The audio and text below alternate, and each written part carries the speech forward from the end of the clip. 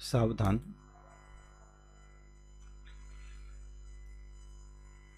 णमो अरिहंताणं णमो सेत्थाणं णमो आयरीयाणं णमो वज्झायाणं णमो लोये सविशाहुणं।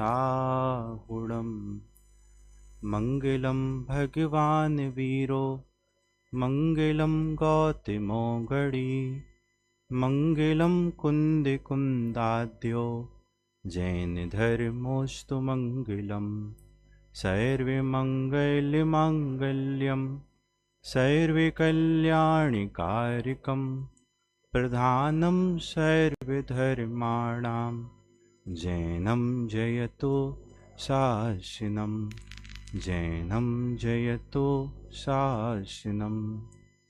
नमः समय साराय स्वानुभूत्या चकाशते चित्त स्वभावाय भावाय सर्वभावान्तरच्छिदे वन्दितु सर्वसिद्धे धोवमचल मणोभमं गदिं पत्ते बोच्छामि समय पाहुड मृणमो सुध केवली भड़िदम्। महान परमागम समय सार जी हमारे सामने विराजमान हैं। सिद्ध भगवंतों की आराधना का सबसे बड़ा उत्सव है सिद्ध चक्र महामंडल विधान, और हम सिद्ध भगवंतों की आराधना करें और कुंद कुंद भगवान और आचार्य अमृत चंद्र देव के सिद्धों की आराधना संबंधी शब्द हमारे ज्ञान में ना आए तो थोड़ी सी वो चर्चा अधूरी सी लगती है। इसलिए अभी संध्या काल में ग्रंथादिराज समयसार परमागम की पहली गाथा, जहाँ भगवत कुंद कुंद आचार्य देव सिद्ध परमात्मा को नमस्कार करके समय प्रावृत को कहने की प्रतिज्ञा करते हैं, उस गाथा पर स्वाध्याय हम करेंगे। इसके पहले 3 कलश थे आचार्य अमृत चंद्र देव के, जिसमें 2 कलश में तो उन्होंने मंगलाचरण किया और तीसरे कलश में ग्रंथादिराज समयसार की टीका कहने की प्रतिज्ञा की और अपना परिचय दिया। और अपना परिचय 2 प्रकार से दिया, एक तो द्रव्य स्वभाव से परिचय देते हैं और एक पर्याय स्वभाव से परिचय देते हैं। वो ये कहते हैं कि वैसे तो मैं शुद्ध चैतन्य मात्र मूर्ति हूं, यद्यपि मैं तो एकमात्र चैतन्य मूर्ति हूं, किंतु परिणति मलिन हुई है मोहोद। एक पंक्ति में 2 पंक्ति में पूरा परिचय आ गया, और उनका नहीं, हमारा और आपका भी यही परिचय है कि जैसे आचार्य अमृत चंद्र देव भगवान स्वभाव से शुद्ध हैं, कुंद कुंद भगवान स्वभाव से शुद्ध हैं, जिन अनंत सिद्ध परमात्मा की स्थापना परमागम समयसार में करके ग्रंथ का आरंभ करने वाले हैं, वो स्वभाव से शुद्ध हैं, ऐसा ही मैं भी स्वभाव से शुद्ध हूं। और जैसे आचार्य अमृत चंद्र देव के पुरुषार्थ की कमजोरी से पर्याय में कुछ कोई मलिनता है, ऐसे ही पर्याय में कुछ कोई मलिनता हमारे है। उनके चारित्र मोह की है, हमारे दर्शन मोह की है। उनके समयसार लिखने के राग संबंधी है, हमारे समयसार पढ़ने के सुनने के राग संबंधी है। वो पर्याय की मलिनता है। पर्याय की मलिनता का ज्ञान नहीं है ऐसा भी नहीं है, क्योंकि जिसको पर्याय की मलिनता का ज्ञान ना हो वो द्रव्य स्वभाव का पुरुषार्थ क्यों करे, और जिसको द्रव्य स्वभाव का अता पता ना हो उसके पर्याय की मलिनता मिटे कैसे। श्रद्धा में तो द्रव्य स्वभाव है, पर्याय की मलिनता का ज्ञान है। ऐसे निश्चय व्यवहार की अद्भुत और अपूर्व संधि है। समयसार के संदर्भ में बहुत सारे लोग बहुत सारी बातें करते हैं कि समयसार पढ़ेंगे तो निश्चयाभास हो जाएगा, या इनको नहीं पढ़ना उनको नहीं पढ़ना। समयसार को पढ़ने वाले एकांत की बातें करते हैं, निश्चय की बातें करते हैं, व्यवहार की बातें नहीं करते। अरे पूज्य गुरुदेव के हाथ में सबसे पहले जब समयसार परमागम आया था तो पहला कथन व्यवहार का निकला था, पहला कथन भेद का, पहला कथन पर्याय का निकला था। आ तो आशरीरी थवानो शास्त्र छे, आशरीरी हूं ये नहीं कहा था। ये तो ये कहा था कि अशरीरी होने का शास्त्र है, मतलब होना है तो पर्याय में होना है। तो जिसको द्रव्य स्वभाव की प्रतीति होती है, उसकी पर्याय की मलिनता टलकर स्वभाव की ऊर्ध्वता पूर्वक परिपूर्ण दशा, वो सिद्धों जैसी दशा प्रकट होती है। ऐसे सिद्ध भगवंतों के वंदना सहित, स्तुति सहित आचार्य कुंद कुंद भगवान मंगलाचरण करते हैं।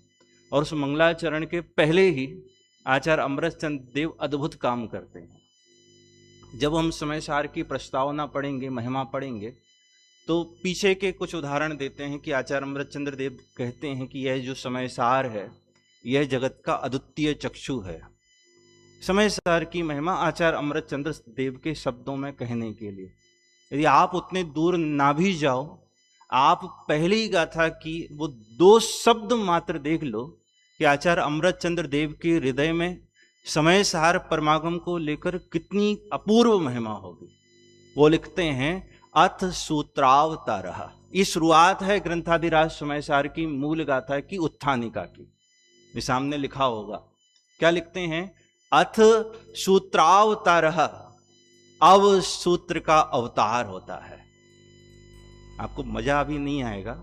क्या लिखते हैं? अथ सूत्रावतारः, अब सूत्र का अवतार होता है। ये क्या होता है अवतार? हमने तो ये सुना था कि हमारे भगवान अवतार नहीं लेते। हमने तो बालबोध में ये पढ़ा है, भगवान महावीर की शिक्षाओं में, कि हमारे यहाँ भगवान बनते नहीं, हमारे यहाँ भगवान पैदा नहीं होते हैं, हमारे यहाँ भगवान बनते हैं। जो जी पुरुषार्थ करे वो भगवान वंश। हमारे यहाँ अवतार की व्यवस्था है कहाँ? वो अन्य के यहाँ चले जाओ, जब पृथ्वी पर दुष्टता बढ़ेगी तब कोई भगवान आएंगे। यदा यदा ही धर्मस्य ग्लानिर्भवति भारत, जब संसार में दुष्टता बढ़ेगी, कष्ट बढ़ेंगे, कोई ना कोई समस्याएं परेशानी होंगी, तो कोई भगवान इष्ट आराध्य आकर ये सारी परेशानियां दूर करके चले जाएंगे। और हम थोड़ा बहुत पढ़ लिख कर उनसे ये कहते हैं कि जब बढ़ेंगी तब आओगे, जब बढ़ेंगी तब आओगे, क्या पहले आना चाहिए था? मतलब पहले पाप कराओगे फिर पाप धोने के लिए आओगे? हमारे यहाँ ऐसी कोई व्यवस्था नहीं है। और इतने बड़े आचार्य लिखते हैं अब सूत्र का अवतार होता है। अरे यहां भगवान का अवतार नहीं कर रहे हैं, हमारे यहां भगवान बनते हैं, लेकिन भगवान के द्वारा बताया गया यह तत्व, ये तत्व ज्ञान, ये अनादि का है, ये शाश्वत है, क्योंकि यह उस वस्तु स्वरूप का प्रतिपादन करता है जिसको किसी ने बनाया नहीं। यह उस तत्व का प्रतिपादन करता है जो किसी के द्वारा बदला नहीं जाता। अब सूत्र का अवतार होता है। लोक में अवतार शब्द महिमावाचक शब्द है।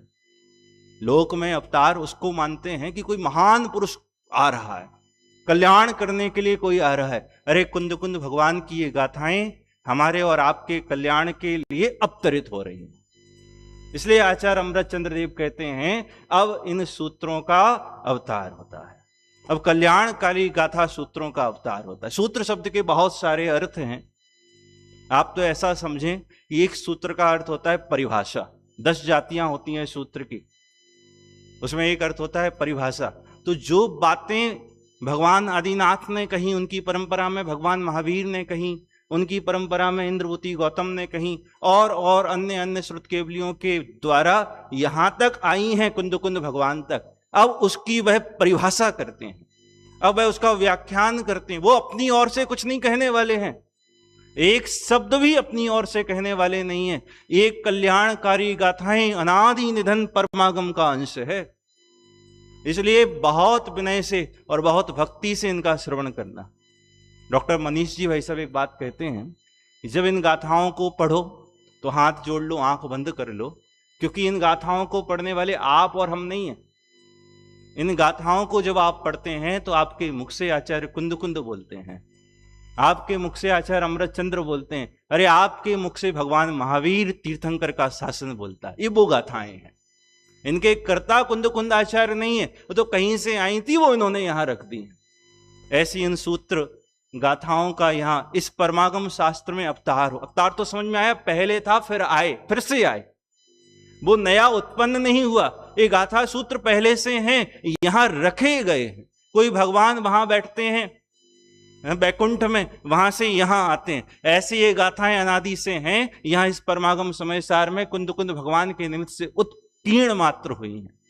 आइए गाथा पढ़ते हैं और सबको याद होगी, फिर भी मैं दोहराऊं, मैं पहले बोलूंगा उसके बाद आप उस गाथा को बोलेंगे जिससे शुद्ध उच्चारण कर सकें।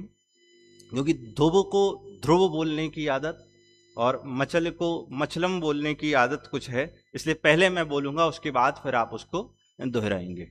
वंदितु सब सिद्धि ध्रुव मचल मणोब मम गदिम पत्ते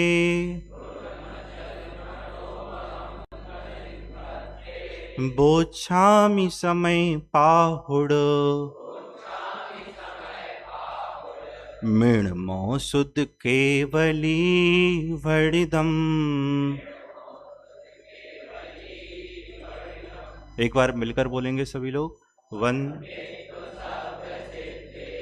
ध्रुव मचल मणोब मम गदिम पत्ते बोछामि समय पाहुड़ मृण्मो शुद्ध केवली वडिदम। ध्रुव अचल अरु अनुपम गति मैं बंदे श्रुत केवली कथित काहूँ समय प्रावृत्ति। वंदित तु सब सिद्धे, मैं सभी सिद्धों को वंदन करता हूँ। ये अध्यात्म शास्त्रों की परंपरा है कि अध्यात्म शास्त्रों में मुख्य रूप से सिद्ध परमात्मा को लक्ष्य में लेकर नमस्कार किया है, और जो आगम के शास्त्र हैं वहाँ तीर्थंकरों को अरिहंत परमात्माओं को लक्ष्य में लेकर नमस्कार किए। परम अध्यात्म का शास्त्र है। वंदित तु सब सिद्धे, मैं सभी सिद्धों को नमस्कार करता हूँ। कैसे हैं वो? ध्रुवम अचलम अणोब मम गदिम पत्ते, वह ध्रुव अचल और अनुपम गति को प्राप्त हैं।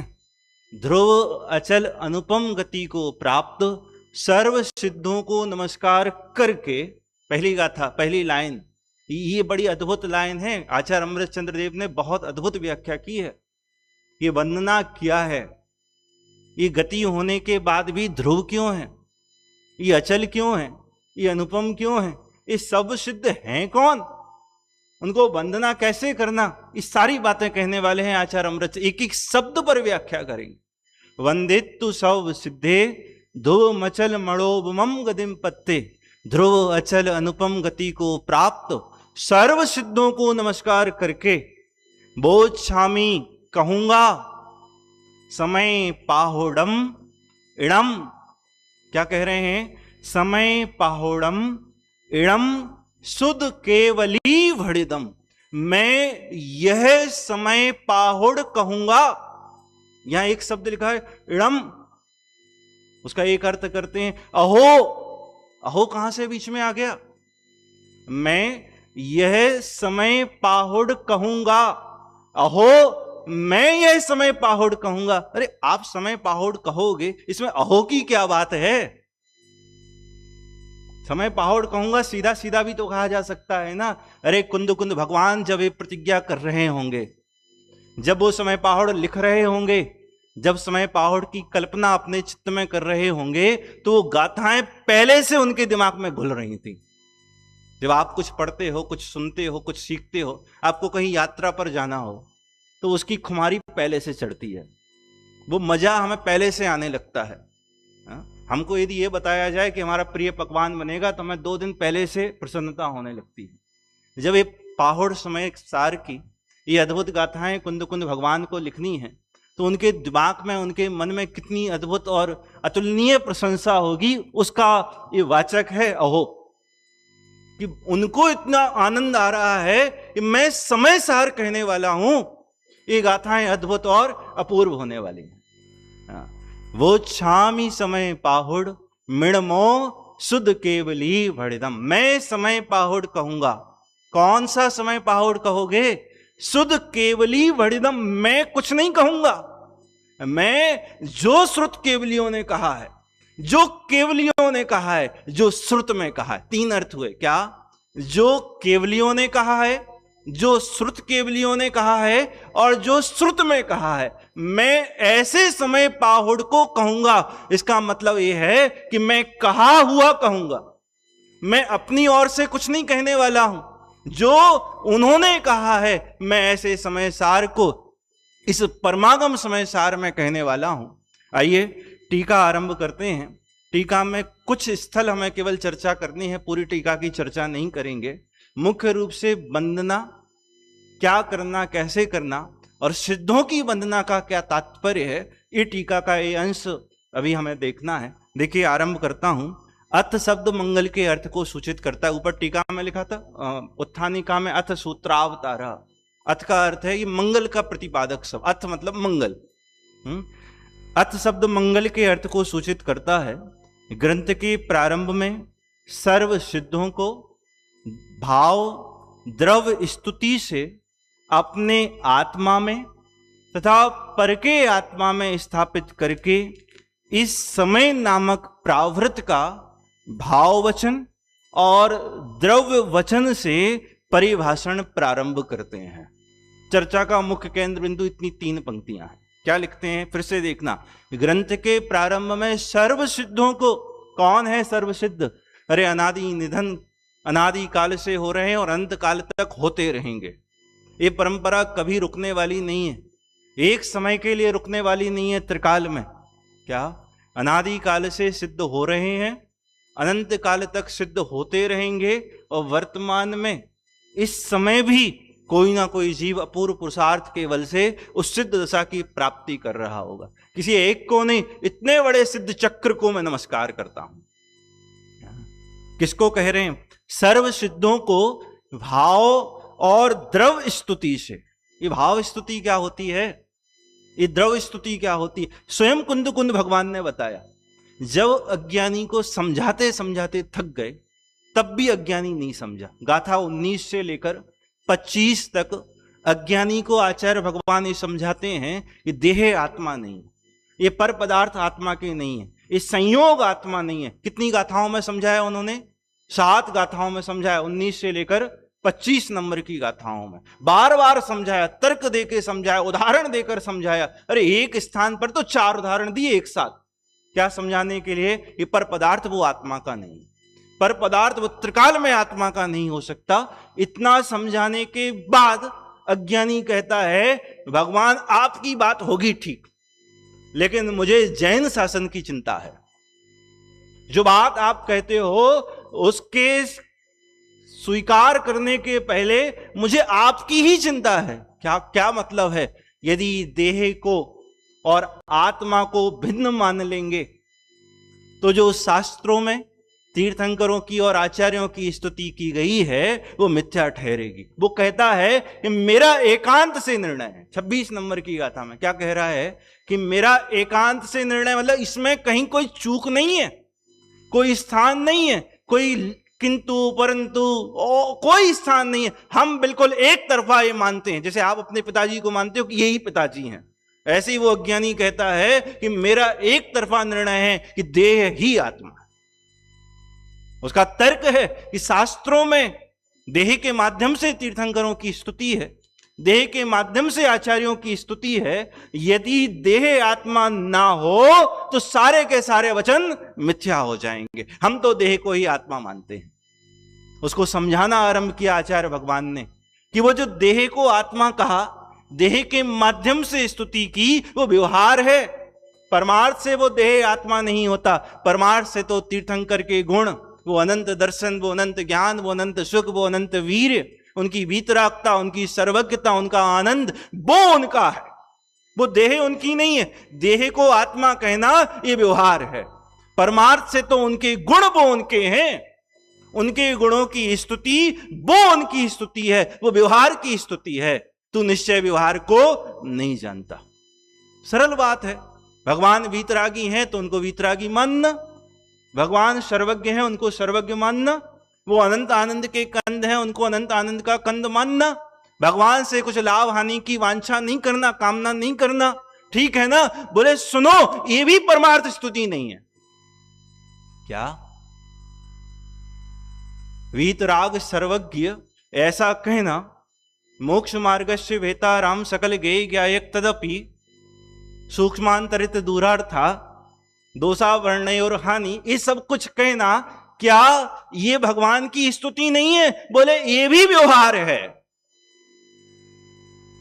क्या ये भी व्यवहार है? अरे हां, जहां भेद हो वहां व्यवहार होता है। मैं पुजारी और वो पूज्य, ऐसा भेद ए जिद मत में आचार्य कुंद कुंद भगवान को समय सार में स्वीकार नहीं है। बोले जैसे भगवान हैं वैसा ही मैं हूं, उनमें और मुझ में कोई अंतर नहीं है। इसका नाम है भाव स्तुति। क्या ऐसा ही प्रभु मैं भी, इसका नाम है भाव स्तुति। पूजक और पूज्य का, पूजक और पूज्य का भेद मिट जाए, उसका नाम है भाव। इसमें स्तुति कहां हुई? हमने अपने आप को आत्मा मान लिया, आप कहते हो ये भगवान की स्तुति है, इसमें भगवान की स्तुति कहां आई? बताओ भाई साहब। मैं आपको मानूं, आपकी पूजा करूं, अर्चना करूं, कुछ अर्घ समर्पित करूं, कुछ क्रियाकलाप करूं, कुछ शब्दों से महिमा करूं, तब स्तुति है ना। हमने कहा भगवान बीतरागी है, ऐसा कहना भगवान की स्तुति नहीं है। भगवान अनंत ज्ञान आनंद के कंद हैं, ऐसा कहना भगवान की स्तुति नहीं है। आप अपने आप को अनंत ज्ञान आनंद का कंद मानना, ये भगवान की स्तुति है। इसमें स्तुति कहां है? बताओ इसमें स्तुति कहां हुई? अरे सुनो, यही सच्ची स्तुति है। हमें भगवान का मतलब क्या होता है? भगवान का मतलब क्या होता है? भगवान का मतलब यह है कि जो हमें अच्छा लगता है। भगवान का मतलब यह है कि जो हम बनना चाहते हैं। भगवान हमारे आदर्श हैं, हम भगवान जैसा बनना चाहते हैं। वास्तव में बाकी सब छल है। बाकी सब क्या है? हम छल करते हैं। यदि आपको सच में भगवान की स्तुति है तो आपको भगवान अच्छे लगने चाहिए। यदि आपको भगवान की वीतरागता अच्छी लगती है तो भगवान की स्तुति है। यदि आपको भगवान की वीतरागता अच्छी नहीं लगती तो आपको भगवान की स्तुति नहीं है। बाकी सब छल है। तो भगवान की वीतरागता अच्छी लगने का मतलब क्या है? कि वो वीतरागता आपको अपने में प्रकट करना, तभी अच्छी है ना। भाई साहब, मुझे रुपया पैसा बहुत अच्छा लगता है, तो आपका अच्छा लगता है कि मुझे अपने पास मिल जाए वो अच्छा लगता है? बोलो। आपको रसगुल्ला अच्छा लगता है तो तुम खाओगे तो अच्छा लगेगा? क्या वो रसगुल्ला मुझे मिल जाए और मैं खाने लग जाऊं तब अच्छा लगेगा? अरे जब तक मेरे मुंह में ना जाए, मुझे उसका आनंद ना आए और मैं कहूं कि मुझे रसगुल्ला बहुत अच्छा लगता है, रसगुल्ले को देख के नहीं नहीं मुझे नहीं चाहिए। भाई साहब, छल करते हो आप बेईमानी करते हो। आपको नहीं लगता है रसगुल्ला अच्छा। अब शुगर ये उदाहरण है, नहीं तो कहो अच्छा तो लगता है लेकिन खा नहीं पाते, शुगर है, ये उदाहरण है। आप पैसा ले लेना, आप रुपया ले लेना, आप संपत्ति ले लेना। यदि आपको वैभव अच्छा लगता है तो आप वैभव दूसरों का नहीं देखते, आप वैभव अपने पास देखना चाहते हो। आपको संस्कार अच्छे लगते हैं तो आप संस्कार दूसरे के नहीं देखते, आप संस्कार अपने पास देखना चाहते हो। यदि आपको वीतरागता अच्छी लगती है, यदि आपको ज्ञान आनंद अच्छा लगता है तो ज्ञान आनंद दूसरे के पास देखना नहीं चाहते हो, वो ज्ञान आनंद हम अपने में देखना चाहते हैं, तो ज्ञान आनंद अच्छा लगता है। यदि भगवान अच्छे लगते हैं उसका मतलब यह है कि हम भगवान बनना चाहते हैं, हम भगवान अपने में देखते हैं, हम भगवान स्वयं को मानते हैं, तब जाके हम भगवान की स्तुति करते हैं। प्रवचन सार में यही लिखा है कि अरिहंत को कौन जानता है? कि जो अपने को जानता है। जो अपने को नहीं जानता वो अरिहंत भगवान को भी नहीं जानता। क्यों? अरे अरिहंत कौन? कि जीव। और तुम कौन? कि जीव। अरिहंत कौन? कि अनंत ज्ञानादि गुणों के धाम। और तुम कौन? ज्ञानादि गुणों के धाम। अरिहंत क्या करते हैं? कि जानते हैं। और आप और हम क्या करते हैं? कि जानते हैं। क्या अंतर है उनके द्रव्य में? क्या अंतर है उनके गुण में? और क्या अंतर है उनकी पर्याय में? जैसा अरिहंत का द्रव्य है, जैसे उनके गुण हैं, जैसी उनकी पर्याय है, वैसा ही तो मैं भी हूं। वो ही जीव मैं हूं, वैसे ही गुण मेरे में हैं। वही जानने देखने का काम मैं करता हूं, जो ऐसा मानता है उसके मोह का नाश होता है, उसकी स्तुति होती है। भगवान कुंद कुंदाचार्य देव सब सिद्धों को नमस्कार करके उन सिद्धों जैसा अपने में देखते हैं, ये उनकी स्तुति है। भाव स्तुति का अर्थ समझ में आया? क्या कह रहे हैं? क्या कह रहे हैं भाव स्तुति? कि जैसे भगवान हैं ऐसा ही मैं हूं, भगवान स्वरूप अपने को देखना, इसका नाम है भाव स्तुति। और द्रव्य स्तुति भगवान के गुणों का चिंतन करना, भगवान के गुणों की स्तुति करना, उनकी अर्चना करना, उनकी आराधना करना, उन गुणों के प्रति समर्पण करना, वचनों से बोलना, क्रिया से कलाप करना, ये सब क्या है कि द्रव्य स्तुति। दोनों प्रकार की। क्या निश्चय व्यवहार का लोप करता हुआ नहीं होता। अरे निश्चय होता है तो व्यवहार साथ में होता है। अरे भगवंतों के तो, ज्ञानी मुनिराजों के तो आवश्यक है नित्य समता, स्तुति, वंदन। तो स्तुति वंदना तो उनके आवश्यक अंग हैं। नहीं, हम रूम पे बैठ के स्वाध्याय कर रहे थे इसलिए दर्शन रह गए। तो स्वाध्याय में क्या कर रहे थे कि भगवान ऐसे होते, भगवान भी तो देख लेने थे ना। अच्छा, भगवान, हम भगवान ही देखते रहते हैं। अरे भगवान देखने से क्या हो जाएगा, अपने को भी देख लेते। निश्चय व्यवहार की संधि है। क्या कह रहे हैं कुंद कुंद भगवान? ये निश्चय का शास्त्र, निश्चय की मुख्यता का शास्त्र है। व्यवहार का निषेध करता हुआ नहीं, कहीं कहीं व्यवहार का लोप हुआ है, कहीं कहीं व्यवहार को गौण किया है। क्या कह रहे हैं? सर्व सिद्धों को भाव द्रव्य स्तुति से अपने आत्मा में, क्या क्या, अपने आत्मा में तथा पर के आत्मा में स्थापित करके कुंद कुंद भगवान कह रहे हैं कि जैसे सिद्ध हैं ऐसा ही मैं भी हूं, और जैसे सिद्ध हैं ऐसे ही आप भी हो। जैसा मैं समयसार लिखने वाला सिद्धों जैसा हूं, वैसा ही समयसार पढ़ने वाला भी सिद्धों जैसा है। जैसा समयसार का व्याख्यान करने वाला सिद्धों जैसा है, वैसा ही समयसार का श्रवण करने वाला भी सिद्धों जैसा है। मैं अपनी आत्मा में तथा पर के आत्मा में स्थापित करके मैं सब में सिद्ध देखता हूं। गुरुदेव कहते थे, कुछ ऐसे गुरुदेव के कुछ वचन ऐसे हैं कि बच्चे बच्चे को पता है। यदि मैंने किसी को पर्याय दृष्टि से देखा हो तो मुझे ज्ञानियों की दृष्टि होती है। पर्याय दृष्टि से देखा हो का मतलब मैंने किसी को बुद्धिमान ज्ञानी देखा हो, मैंने किसी को अज्ञानी देखा हो, मैंने किसी को शत्रु मित्र देखा हो, मैंने किसी को बड़ा छोटा देखा हो, बोले मुझे सब क्षमा करना।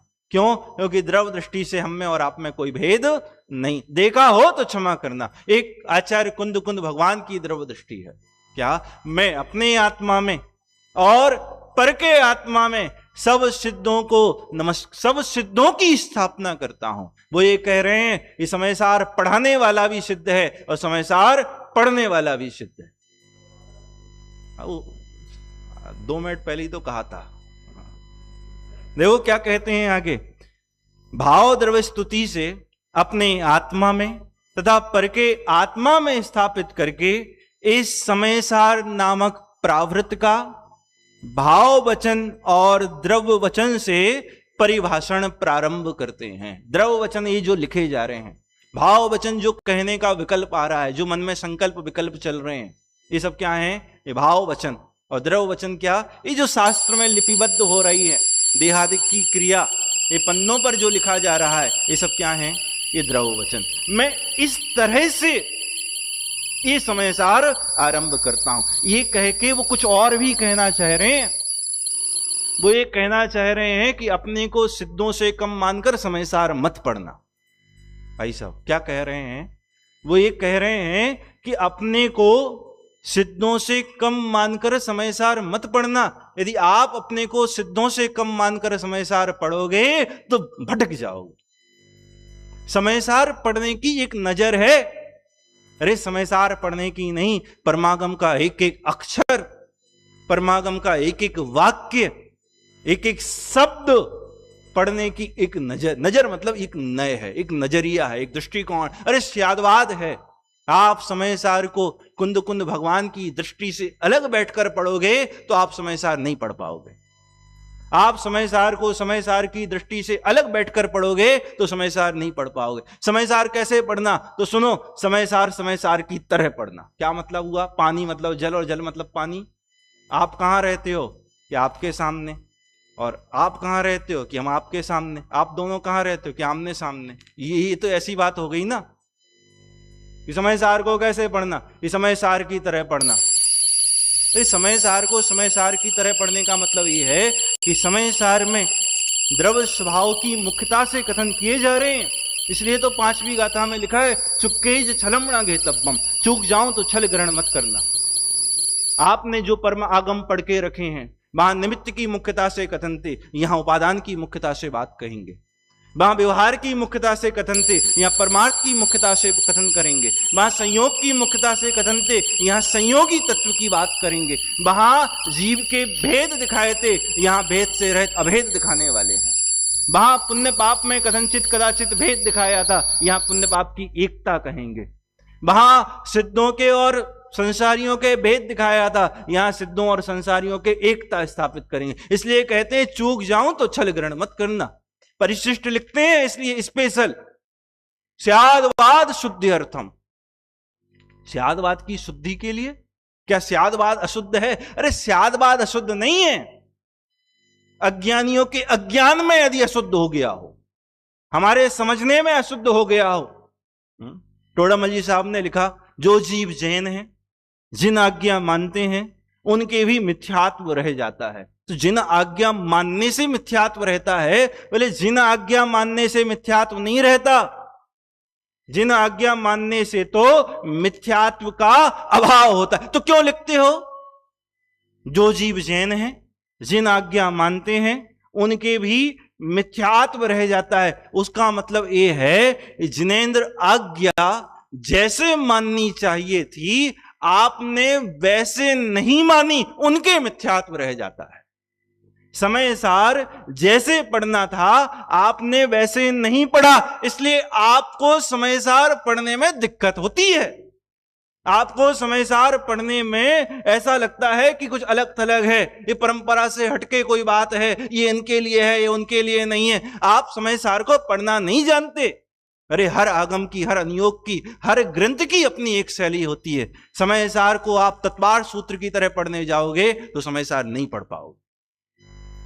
समय सार को कसाय पहाड़ सठखंडागम की तरह पढ़ने जाओगे तो आप समय सार नहीं पढ़ पाओगे। अरे आप समय सार को कुंद कुंद भगवान के प्रवचन सार की तरह पढ़ने जाओगे तो समय सार नहीं पढ़ पाओगे। वहां वो लिखते हैं कि पर्याय अशुद्ध होती है तो द्रव्य ही अशुद्ध होता है, पर्याय शुद्ध होती है तो द्रव्य ही शुद्ध होता है। यहां ये कहते हैं कि पर्याय की अशुद्धता हो सो हो, वह मेरे में है ही नहीं।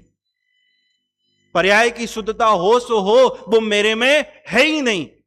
तो आप प्रवचन सार की शैली से समय सार कैसे पढ़ लोगे? इसलिए कह रहे हैं, समय सार पढ़ने के पहले अपने को सिद्धों से कम मत आंकना। ये समय सार पढ़ने की शैली है, ये समय सार पढ़ने का दृष्टिकोण है, यह समय सार पढ़ने की नजर है, यह समय सार पढ़ने का नजरिया है। अब आपको समय सार समझ में आने लगेगा यदि आपको यह बात समझ में आ गई। यहां पर्याय का निषेध नहीं करते हैं, यहां पर्याय को गौण करते हैं, पर्याय की चर्चा नहीं करते हैं।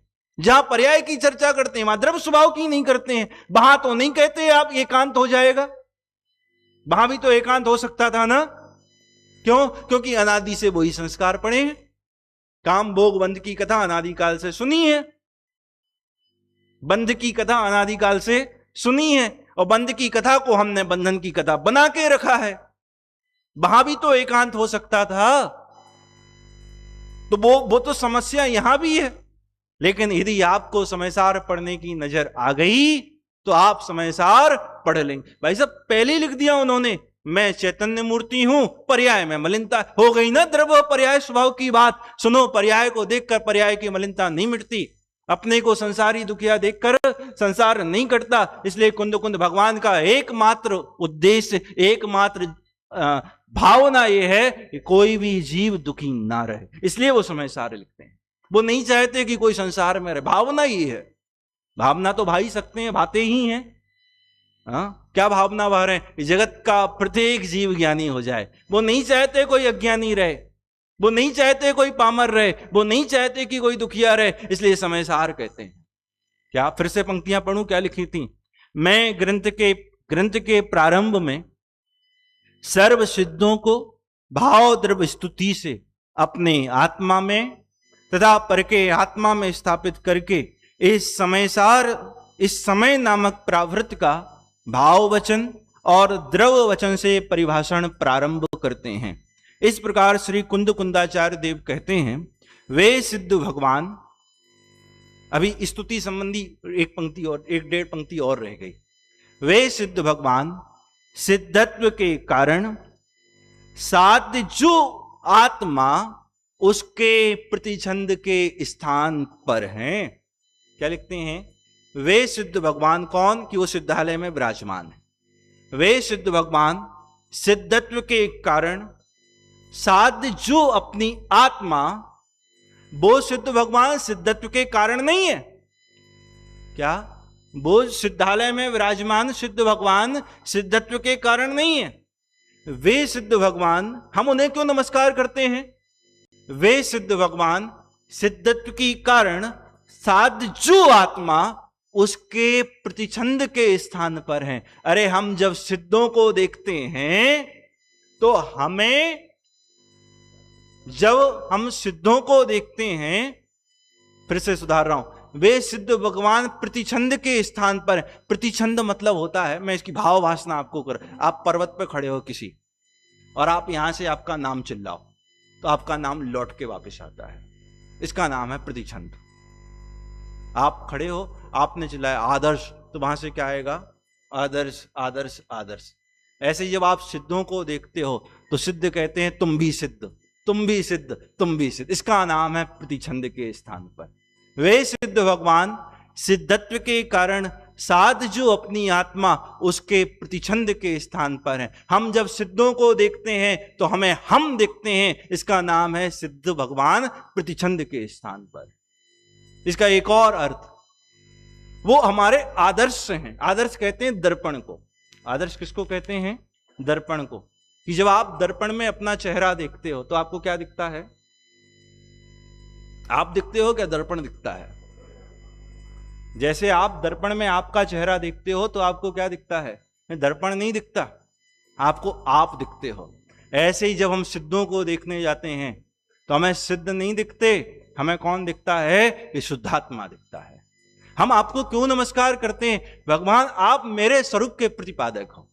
पहले कलश में नमस्कार किया ना, समय सार को नमस्कार करता हूं, तो पूछा कि समय सार को क्यों करते हो, किसी आराध्य को क्यों नहीं करते? तो बोले सुनो, समय सार कहने में आराध्य भी आ गए। कैसे आ गए? ये कारण परमात्मा समय सार और कार्य परमात्मा समय सार। ये जैसा शुद्धात्मा है वैसा प्रगट सिद्धात्माओं के। अरे आत्मा जैसा है उसकी व्यक्ति किसके है? ये सिद्धों के है। हम जब सिद्धों को देखने जाते हैं तो हमें क्या दिखता है? कि शुद्धात्मा दिखता है।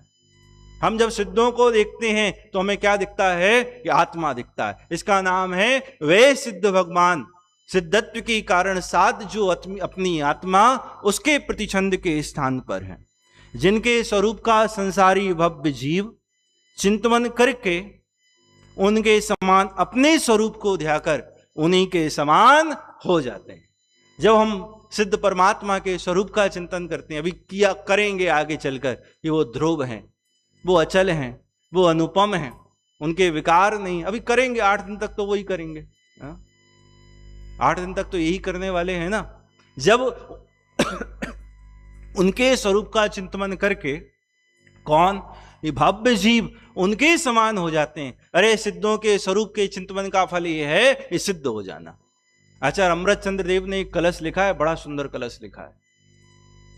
अपद पद में मत नित अंधे जगत के प्राणियों, यह पद तुम्हारा पद नहीं, निज मान कर क्यों सो रहे। आओ इधर, आओ इधर, नित मगन परमानंद में, यह पद तुम्हारा पद ही है, नित रहो परमानंद में। उसमें 1-2 पंक्तियां मुझे गलत याद हैं, वो गलत ही बोली जाती हैं, तुम लोगों को याद सही है। क्या कह रहे हैं? ये सिद्ध भगवान क्या अपद पद में मत नित, अपद पद मतलब हम अपने को मानते हैं कि मैं मनुष्य हूं, मैं गोरा, मैं काला हूं, मुझे भगवान बनना, इसका नाम है अपद पद। निहाल चंद सौगानी एक बात लिखते हैं, पर्याय में बैठकर द्रव्य की चर्चा करता है। क्या लिखते हैं? पर्याय में बैठकर द्रव्य की चर्चा। इसका मतलब क्या है? पर्याय में बैठकर द्रव्य की चर्चा करते हैं, मुझे सम्यक दर्शन प्राप्त करना है, इसका मतलब है पर्याय में बैठकर द्रव्य की चर्चा करना। इसके पहले बहुत सारी बातें हो सकती हैं, अपने को मनुष्य मानना, अपने को रागी द्वेषी क्रोधी मानना, अपने को होशियार मानना, अपने को कमजोर मानना, बोले ये बहुत पुरानी बातें हो गई। थोड़ा पढ़ा लिखा स्वाध्यायी व्यक्ति है, वो ये कहता है कि मुझे सम्यक दर्शन प्राप्त करना है। बोले सम्यक दर्शन के लक्ष्य से सम्यक दर्शन कहाँ होता है? सिद्धों के लक्ष्य से सिद्धत्व की प्राप्ति कहाँ होती है? अरे अपने को सिद्ध मानेंगे तो सिद्धत्व की प्राप्ति होती है। वो आवाज दे रहे हैं अमृत चंद्राचार्य देव, ये तुम्हारे रहने का स्थान थोड़ी ना है। अपद पद में मत नित अंधे जगत के प्राणियों, ये तुम्हारा पद नहीं है, यहां आओ। कहां आओ? जहां सिद्धालय में हम बैठते हैं, ये तुम्हारा पद है। ये है सिद्धों के स्वरूप का चिंतन करना, कि उन सिद्ध भगवंतों के स्वरूप का चिंतन करके भव्य जीव उनके समान ही हो जाते हैं। उनके समान। आप सोचो कि भगवान सिद्धों के स्वरूप के चिंतन का फल, उनकी आराधना का फल क्या है? ये हमें वास्तव में हमारे चेहरे ऐसे हो गए इतने वर्षों से सुन सुन के, तो ऐसा लगता है सैकड़ों बार यही तो सुना है, सैकड़ों बार यही तो सुना है, सैकड़ों बार यही तो सुना है। बाहर बैठ के कोई ये कहे, अब ये भी उदाहरण पुराने से ही है कि हम आपको ये देते हैं तो बड़ी प्रसन्नता आ जाती है। अभी कहते हैं 1 घंटे की भक्ति संध्या होगी तो हमें प्रसन्नता आ जाती है। और कुंद कुंद भगवान खुद कह रहे हैं कि उनके स्वरूप का चिंतन करके तुम सिद्ध हो जाओगे, तो हमें कोई प्रसन्नता आती नहीं, तो फर्क ही नहीं पड़ता। फर्क क्यों नहीं पड़ता? हम भी सुन सुन के इतने आदी हो गए हैं, इतने मदमस्त हो गए हैं, ऐसा लगता है कि कहने वाले तो कहते ही रहेंगे। अरे बड़े आदर से सुनने जैसी गाथाएं हैं, 1 बार नहीं, 2 बार नहीं, 3 बार नहीं, 4 बार नहीं। अरे जीवन में जब तक सम्यक रत्नात्रय की प्राप्ति ना हो जाए, तब तक सिद्ध भगवंतों के स्वरूप का चिंतन चलते रहना चाहिए। सिद्धों के स्वरूप का चिंतन मतलब अपने शुद्धात्मा का चिंतन करते रहना चाहिए, जब तक सिद्धत्व की प्राप्ति ना हो। तो ये फल है। अन्यथा तो फिर गाथा भी याद है, गाथा की टीका भी याद है, टीका का शब्दार्थ भी याद है, भावार्थ भी याद है, उसके उदाहरण तक रट गए होंगे सुन सुन के। ये कौन सा पंडित, अब कौन सा पंडित जी कौन से उदाहरण देने वाले हैं, अन्यथा कोई मतलब नहीं है। देखो क्या कह रहे हैं, जिनके स्वरूप का संसारी भव्य जीव चिंतन करके उनके समान अपने स्वरूप को ध्याकर उन्हीं के समान हो जाते हैं, और चारों गतियों से विलक्षण, चारों गतियों से विलक्षण मोक्ष में कैसा सुख है? ये मोक्ष में ऐसा सुख है जैसा सुख कहीं नहीं है। किसी कवि ने एक पंक्ति लिखी है, एक पूरा काव्य लिखा है कि भगवान महावीर यदि आ जाएं, वो आने वाले नहीं है, मान लो यदि आ जाएं और आपसे कहें कि मैं तुम्हें अपने साथ ऊपर ले जाने वाला हूं, ऊपर मतलब भगवान बनाने वाला हूं, और पहले आप स्वरूप समझ लो क्या होगा। वहां आपको एक स्थान पर रहिए अनंतानंत काल, एक स्थान पर सदा काल के लिए रहना पड़ेगा। एक पिक्चर जैसी चलेगी, और उस पिक्चर में भी आपको जुड़ना नहीं है, उसमें भी आपको राग द्वेष संकल्प विकल्प कुछ नहीं करने, बस बैठना है और ज्ञान आनंद चलता रहेगा। और आप आपसे कहें अभी चलना हो तो अभी चलो, जितनों को चलना हो उतने को ले चलेंगे। कितने लोग जाने को तैयार हैं? एक्चुअल में विश्वास करो कि कोई भगवान महावीर खड़े हैं और कह रहे हैं भाई पहली बार चांस मिला है, चलने को तैयार हैं? अरे अभी ये बाकी है, अभी वो बाकी है, अभी ये बाकी है। क्योंकि हमें वास्तव में ये इंद्रिय सुख के हम इतने आदी हैं, इतने आदी हैं, इतने आदी हैं, ये छूटता नहीं।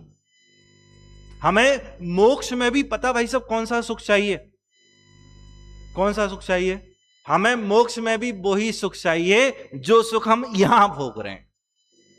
हमें मोक्ष में भी वही सुख चाहिए, मतलब यहां थोड़ी बहुत जो दिक्कतें आती ना, हमें मोक्ष में वो दिक्कतें नहीं चाहिए, हमें यही सुख चाहिए। और जब तक भगवंतों के स्वरूप का सच्चे सुख का सच्चा निर्णय नहीं होगा, तब तक ऐसा विलक्षण सुख मिलने से तो रहा। वे सिद्ध भगवान हमारे आराध्य हों, उन जैसा हम अपने भगवत स्वरूप को ध्याकर उन जैसा हो, इस भावना से मैं अभी की चर्चा को यहीं पर विराम लेता हूं। अभी हम